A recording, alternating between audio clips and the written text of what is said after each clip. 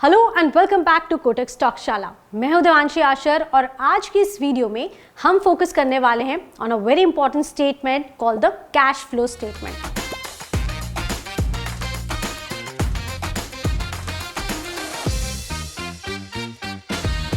ये statement company के actual cash position को दिखाता है। ये बताता है कि एक पर्टिकुलर टाइम पीरियड में, जैसे कि एक साल हुआ या एक क्वार्टर के दौरान कंपनी के पास कितना कैश आया और कितना कैश खर्च हुआ।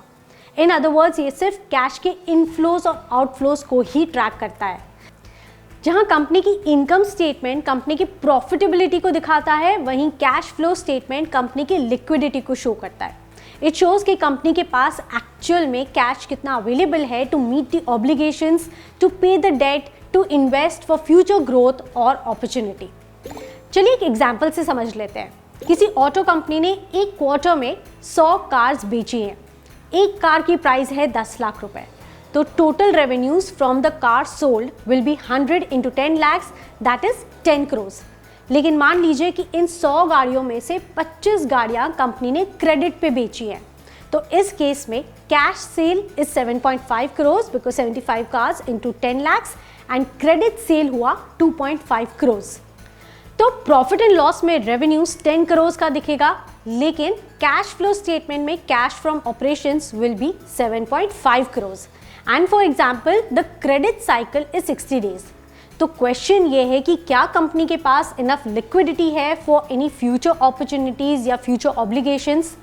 वेल, तो इन शॉर्ट कंपनी के लिक्विडिटी को समझने के लिए cash flow statement is very important. अब आते हैं कैश फ्लो के सेक्शंस पर।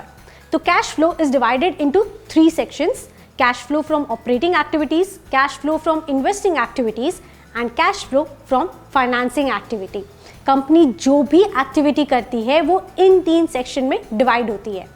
Cash flow is the sum total of all 3 sections, that is your A, B and C. चलिए अब एक एक करके समझ लेते हैं what are these activities and Maruti का एग्जांपल ले लेते हैं। The first one is cash flow from the operating activities. This section includes all the cash inflows and cash outflows from the core business activities, जैसे सारे cash incomes हुए और cash expenses हो गए। मारुति के केस में कंपनी के core operations car manufacture करके सेल करना है, तो इस एक्टिविटी में कंपनी या तो कैश जनरेट करेगी बाय सेलिंग द कार्स या फिर कैश को खर्च करेगी टू मैन्युफैक्चर द कार्स। और इस पार्ट में आएगा cash received from the sale of cars, payments made to the raw materials, rent, salaries etcetera. ये सब ऑपरेटिंग एक्टिविटीज के अंडर आता है। आसान शब्दों में, जो भी सेल से कैश आता है that has to be added, it's positive, and जो भी खर्चा होता है that you have to deduct, so that will be negative. एक हेल्दी कंपनी का cash flow from operating activities positive होना चाहिए, क्योंकि ये बताता है कि कंपनी अपने कोर बिजनेस से अच्छा खासा पैसा कमा रही है या नहीं। तो मारुति के केस में net cash generated from the operating activities is 15,167 crores। Next comes cash flow from investing activities. This section tracks all the cash utilized for और generated from investing in the long term assets, जैसे purchasing the equipments और selling the investments and so on. जब कंपनी अपने कोई भी assets को बेचती है, जैसे उसका लैंड या फिर कोई पुराना इक्विपमेंट, तो कैश इनफ्लो होता है। और जब वो किसी चीज़ को खरीदती है तो कैश उसको देना पड़ता है, पे करना पड़ता है, so that's cash outflow. Now remember कि एक ग्रोइंग कंपनी के लिए इन्वेस्टिंग एक्टिविटीज से नेगेटिव कैश फ्लो होना can be a positive sign, क्योंकि ये फ्यूचर ग्रोथ के लिए इन्वेस्ट कर रही है।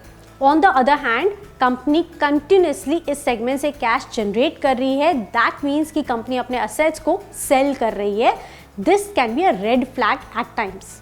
मारुति के केस में देखें तो net cash from investing activities is negative, क्योंकि कंपनी ने प्रॉपर्टी, प्लांट या फिर इक्विपमेंट खरीदा है, कुछ इनटैंजिबल असेट्स खरीदे हैं एंड डेट म्यूचुअल फंड्स भी बाय किए हैं।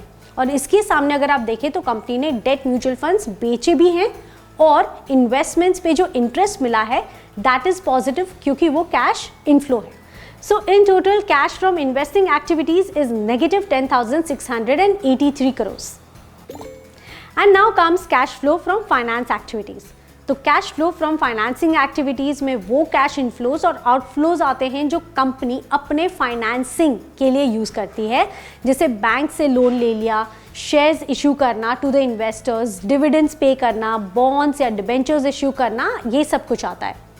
अगर कंपनी बैंक से लोन लेती है या फिर इक्विटी को बेचकर फंड्स रेज कर रही है तो कैश इनफ्लो होगा, और अगर कंपनी लोन रीपे करती है या फिर डिविडेंड्स पे करती है then it is recorded as outflows in the cash flow. Remember, इस सेगमेंट में भी negative figure can be a healthy sign, और अगर कंपनी कंटिन्यूसली मान लीजिए लोन्स बोरो कर रही है और कैश फ्लो इस सेगमेंट में पॉजिटिव है देन इस केस में भी it can be a red flag. Maruti के केस में देखें तो आपको दिखेगा कि कंपनी ने यहाँ पे लोन रीपे किया है, साथ ही 2718 करोड़ के डिविडेंड का पेमेंट किया है। So cash flow used for financing activity is 4062 crore. Now for the cash flows, add all three sections. So the sum total of all three activities is positive 422 crores. And company के पास अगर आप देखें तो year के start में 33 करोड़ का cash था। So now the company has in total of 455 crore of cash जो कंपनी अपने ग्रोथ अपॉर्चुनिटी के लिए यूज़ कर सकती है। लास्टली, एनालिसिस के लिए आप कैश फ्लो स्टेटमेंट के हिस्टोरिकल ट्रेंड्स को भी स्टडी कर सकते हैं।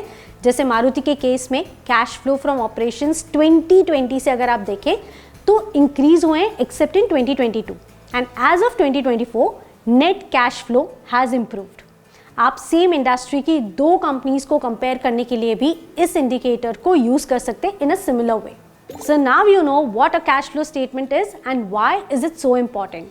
So that's all for today. See you next time. ऐसे और इन्फॉर्मेटिव वीडियोस के लिए stay tuned with Kotak Stock Shala.